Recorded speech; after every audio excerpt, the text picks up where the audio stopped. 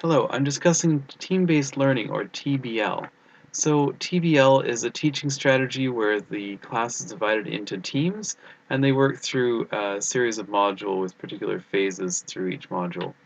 And the students have more power and responsibility. I wouldn't say it's student-centered, but certainly more student-centered than usual. And students tend to be engaged and enjoy these courses more compared to others, according to some research. And it apparently works well in large classes. The teams are formed by the instructor, and they're permanent for the duration of the course. This allows the students to get to know each other, to kind of settle into roles, and become more functional.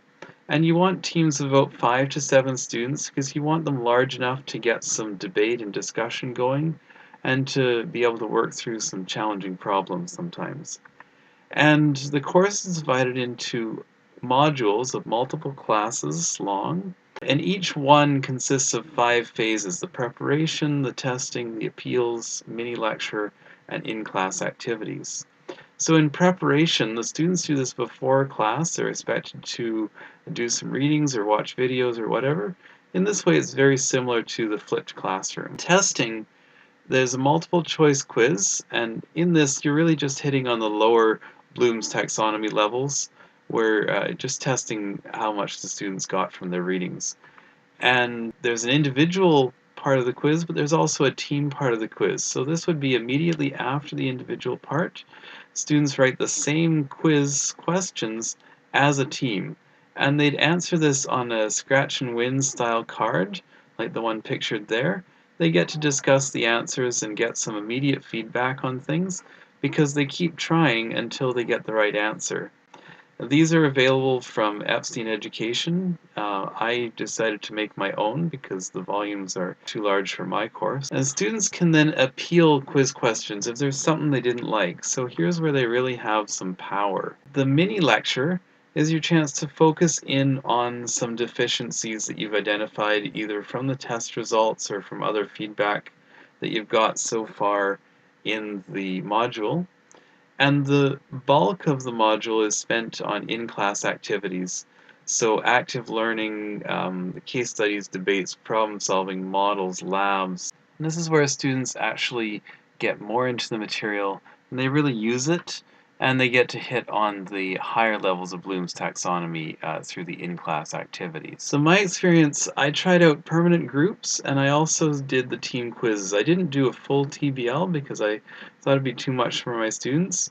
Now I find the permanent groups lead to better time management compared to previously having students select teams on their own for each little activity. This goes much faster.